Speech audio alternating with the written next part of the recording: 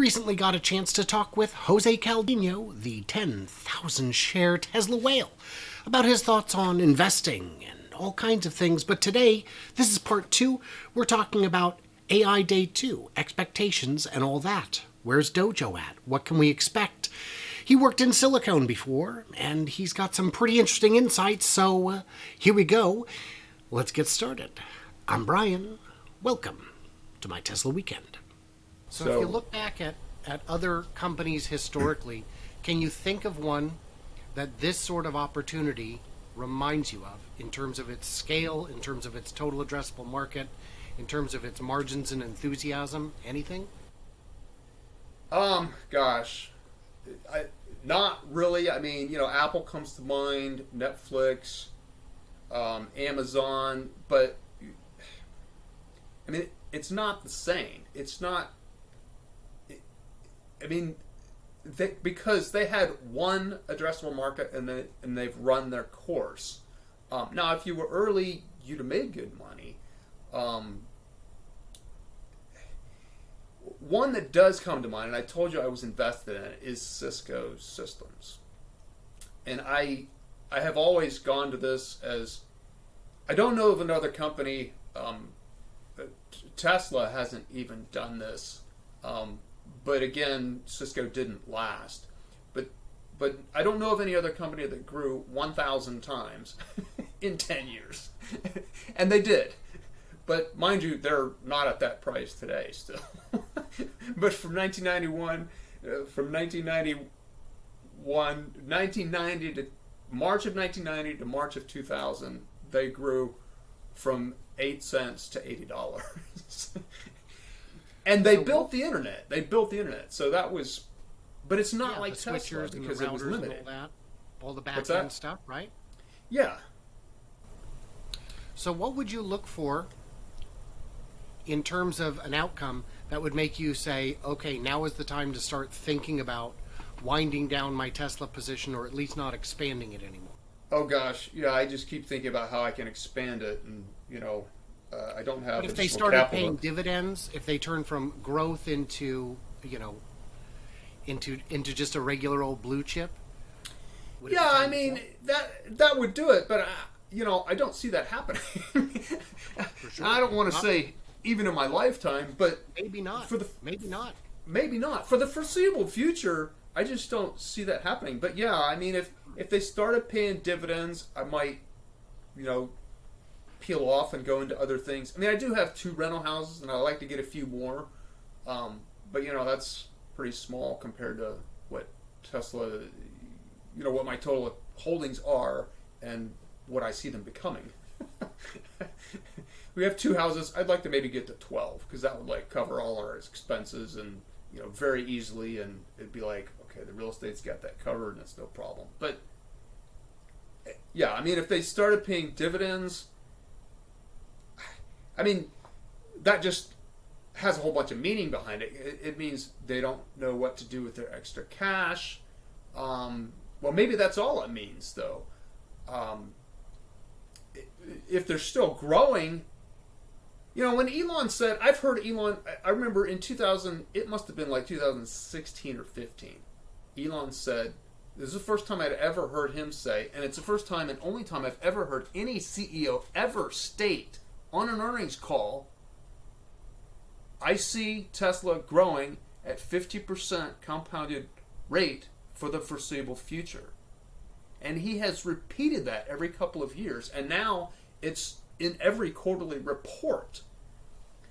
And I easily just went back to looked at, I keep my own records of their quarterly revenue numbers, and I make charts and stuff of them on an annual basis and everything, and they were ahead of that rate at the time he said that. I'm like, okay, quote unquote, law of large numbers or big size, this is what Wall Street people like to say, they can't continue that forever. I was like, well, we'll see. Elon believes this, and I tend to believe him. Well, and the important thing is you can only grow cars so much. You'd have to find a second or third or fourth sector to enter, which they have. Correct. I forget, is energy a big sector? Remind me.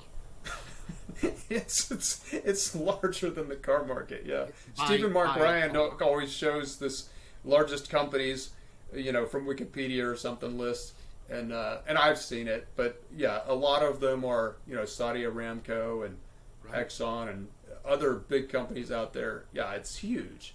But back, prior to 2020, I didn't see a need to look beyond the car market. I mean, who knew we'd grow 20x in a year? Or something like that. It was about that. It was real fast, and it was about 20x. It was, yeah. So, that question only really came into play after that growth. Although the energy market was already on his radar, and he had already stated, like in 2017 and 18, he was talking about that he sees the energy side of the business surpassing the auto side of the business in the future. He had already stated that, and so I had already looked at that, and Tony Seba had already covered it in his stuff in 2017, and it was playing out. And he explained how, the IEA, that the industry, the energy industry, EIA, Energy Industry Association, they always do linear projections, and they miss year after year. And, I mean, they never get it right, and it just boggles my mind. I guess it's these government entities, or just, I don't know why they're not engineers, something, I don't know. They just don't understand exponential growth. But Are there any other companies you see that are even half as good as what you see as Tesla being? Well, I don't know. Shopify might be half as good. I don't know. The interesting, Shopify was like a metric for me versus Tesla. I tracked them together. Shopify was a big recommendation from the Motley Fool in like 2015. I bought just 100 shares then at $50. It grew to 2,000. And I was tracking Shopify's revenue growth versus Tesla's revenue growth. It was the same on a rate basis. 60-70% a year for like 4, 5, 6 years. And Tesla's stock was flat. And Shopify's was growing steadily, 100% a year or something. It went from 50 to 2,000 in like 4 or 5 years. Of course, now it's 700 something, or no, it's under $400 today. But so it's pulled back a whole heck of a lot more than Tesla. So half as good as Tesla? I don't know. I mean, the stock performed as well as Tesla, over 5 years. Tesla did it in 1 year, but as a company, yeah, I don't see them being able to sustain 50% as long as I see Tesla being able to sustain. Because I look at companies 50%. like GM who say, well, we want to get into power, we want to get all the EVs, we want to get into autonomy, but they don't. Those are aspiration, those are not plans. But yeah, And they don't have the commitment, and the shareholders, I don't think, have the stomach for the investment. They don't. And Elon, being the top guy at Tesla, just has so much impact because he's an engineer, he does the numbers, he makes the decisions, he's got the knowledge to make the decisions around, and to know whether or not they can go forward. I should have pulled up this article and shown it to you, but I read an article in like 2018. It was the most interesting thing. It was a survey. Somebody had done a very, very good analysis, and it was who is the most risk-averse CEO out there. It came up as Elon Musk. Okay. Because they studied how he operates. They might have interviewed him. And I thought this was astounding. I looked in the psychological side of Elon. Somehow I came across stuff that just really gave me insights. But how they got to this conclusion was they came to understand that how Elon makes decisions is he does all the engineering. He puts a bunch of math behind every decision before he makes one. No decision he makes is on a whim. It's based on engineering calculations and results. And he makes aggressive things, but he knows it's possible physically on first principles with physics. And he puts in the dollars and cents calculations too. So they came to understand that and said he's the most risk-averse CEO because he won't take on something unless he knows it's possible. So what I hear you saying is, looking at that survey, something like the CyberTruck, which to an outsider might look like a very risky gamble, he's looking at it from first principles and saying, it works and it'll be cheaper and I'm sure people will buy it. This is the lowest risk truck we can make. Yeah, absolutely. That's a great example, Brian, because he comes at it from a market standpoint on the engineering side, on the spec side. Can we hit all the specs? He probably went to the engineers and said, we need to hit these specs. I don't care how you do it. We need to start from and they came up with this, cold rolled steel, no bends. It's all straight. We don't need paint. But it ticks all the boxes. It's got specs of all the other trucks out there. And so, yeah. So you've got a background in silicone, in semiconductors. Yes. Talk to me about DOJO and explain it to me not as if I'm a complete fool, but if I'm a complete fool who has watched everything I can find. Give me some bullet points on what's amazing about DOJO. The chip itself, the actual physical product. I was blown away. I've been trying to follow other things in this semiconductor industry. They're using what's called wafer scale integration, WSI. And what that means is, I wish I had a wafer, but does it mean they don't cut the chip? It means they don't cut the wafer. Normally you get chips by cutting the wafer into squares or rectangles. Each chip is a piece of the wafer. Because, it's the whole. Now your connections are as many as you want and as fast as the chip itself. They're all in silicon. But the thing about DOJO, it's like 5 of these layered to get one DOJO unit. So, the DOJO, people call it the DOJO chip, but it's really like 5 wafers together and that's one unit. And then they'll put 500 of these together to get their base level DOJO supercomputer. And then they can just scale those too. It's just... How many innovations would you say there were? How many step changes in the DOJO that we saw last year? Oh gosh, I don't know. I didn't sit down and... Because the cooling looked revolutionary. The uncut wafer was pretty unique.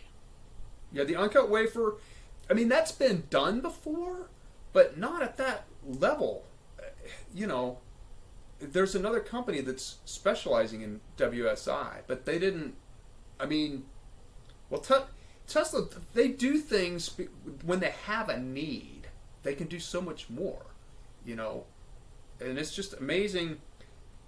Somehow they built that thing with the ability to scale.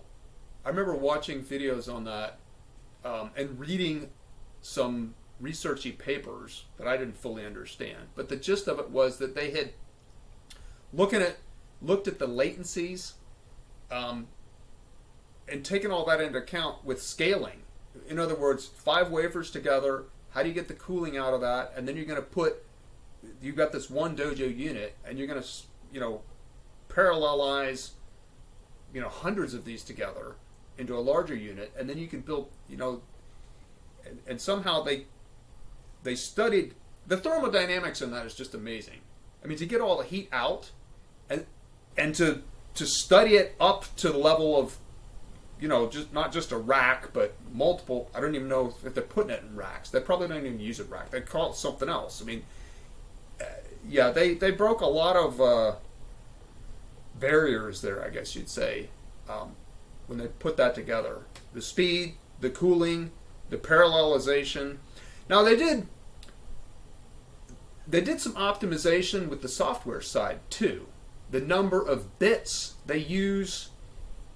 This might be in their neural net training side of things, but the number of bits that are used to do a lot of the math, they've minimized it to just what they need, but made sure it's enough to get done what they need to get done. And so, it's the same way Elon drives everyone at Tesla to work. And I mean, people come in that work this way anyway. It's being efficient, right? In the factory, he says, we need to save pennies on 1,000 different processes to get the costs down. That's what this is. It's like, hey, we only need a certain number of bits to get this done, but we got to get it done right, and it has to be accurate. So there were some methods out there, but they fine-tuned them, and they're even working with they're like standards, like IEEE standards on these calculation methods and things. So, they do what they need to do to get things done. It's just amazing. And to get them done efficiently so that they can run optimally and at scale and at speed. It's the same way they built their factories. They built the chips. So there it is, and there you go. That was part 2 of the interview. You can find him on Twitter. Heck, you can find me on Twitter. And you know what? Give me your thoughts on it. What did I miss? What did I misunderstand? And you can always check out the full interview right now on Patreon if you'd like. You'll also get early access, an ad-free experience, and all that good stuff. Help keep the channel running. Your support is, of course, massively appreciated. So what did I miss? What did I misunderstand? Let me know in them comments below. Share your wisdom, your blinding brilliance, your juicy goodness, your nuggets of wisdom. And stay tuned, stay juicy, and I can't wait to hear from you clever robots on or before the 3rd installment, which will be coming up in just a few days.